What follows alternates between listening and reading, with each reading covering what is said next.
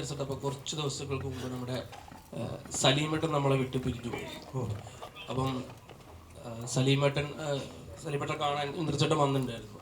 അപ്പം സലീമേട്ടനായിട്ടുള്ള ഓർമ്മകൾ എങ്ങനെയാണ്? കുറച്ച് പടങ്ങളിൽ നിങ്ങൾ ഒരുമിച്ച് അഭിനയിച്ചിട്ടുണ്ട്. എങ്ങനെയാണ് സലീമേട്ടൻ ഓർക്കുന്നത്? സലീമിനെ ഒരു പരസ്പരം ഒരുമിച്ച് അഭിനയിച്ചു എന്നതിനധികം കഥ പറയുന്നൊരു കൂട്ടുകാരനാണ്. നമ്മൾ എപ്പോൾ കണ്ടാലും വായിച്ചിട്ടുള്ള ചില പുസ്തകങ്ങളെക്കുറിച്ച്, പത്രത്തിൽ വന്ന വാർത്തയെക്കുറിച്ച്, അല്ലാതെയുള്ള കാര്യങ്ങളൊക്കെ കൂടുതൽ സംസാരിക്കും. സലീം ഒരുപാട് കുഞ്ഞു കുഞ്ഞു കഥകൾ പറയും.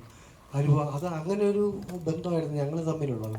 എപ്പോഴും കാണുമ്പോൾ നമ്മൾ കുറേ അദ്ദേഹത്തിൻ്റെ രാഷ്ട്രീയവും കാര്യങ്ങളും ഈ സിനിമയായിട്ട് ബന്ധമില്ലാത്ത കാര്യങ്ങളിലേക്ക് സംസാരിക്കുന്ന ഒരു കൂട്ടുകാരനായിരുന്നു. അത് വല്ലാതെ മനസ്സിൽ ഒരു പ്രത്യേക അറയിൽ സൂക്ഷിച്ച ഒരു കൂട്ടുകാരൻ. ഇല്ല, ഈ പറഞ്ഞ പോലെ രണ്ടും രണ്ട് ജോണർ ആയതുകൊണ്ട് രണ്ട് ഓഡിയൻസ് ഉണ്ടെന്ന് വിചാരിക്കുന്നു. ലൈക്ക് നമ്മൾ നേരത്തെ പറഞ്ഞ പോലെ ഒരു വലിയ ബഹളമുള്ള മൂവിയൊന്നുമല്ല, വളരെ ലൈറ്റ് ഹാർട്ടഡ് ആയിട്ടുള്ളൊരു മൂവിയാണ്. അങ്ങനെ കാണുന്ന ഓഡിയൻസ് ഉണ്ടെന്നറിയാം. ബാലൻ ഓഫ് കോഴ്സ് ട്രെയിലർ കണ്ടിട്ട് ഭയങ്കര അടിപൊളി ട്രെയിലറാണ്.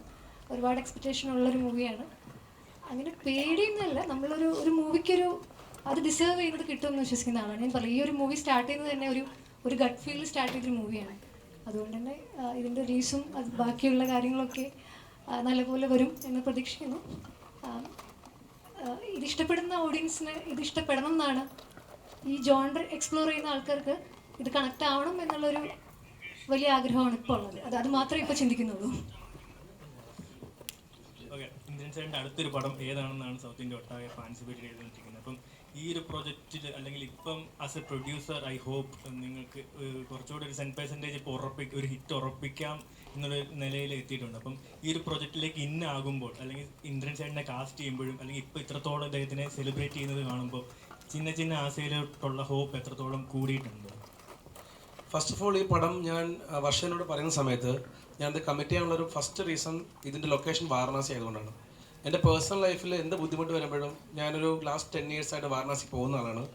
സോ എന്ത് ബുദ്ധിമുട്ടുണ്ടെങ്കിലും വാരണാസി പോയി 2 ദിവസം സ്പെൻഡ് ചെയ്താൽ നമ്മുടെ പ്രശ്നങ്ങളെല്ലാം മാറുന്നതായിട്ട് ഫീൽ ചെയ്യാറുണ്ട്. സോ വർഷ ഈ കഥ പറയുന്ന നേരത്ത് ഇതിൻ്റെ ലാൻഡ്സ്കേപ്പ് വാരണാസിയാണ്. സോ അപ്പോഴേ എനിക്ക് ഈ പടം ഇഷ്ടപ്പെട്ടു.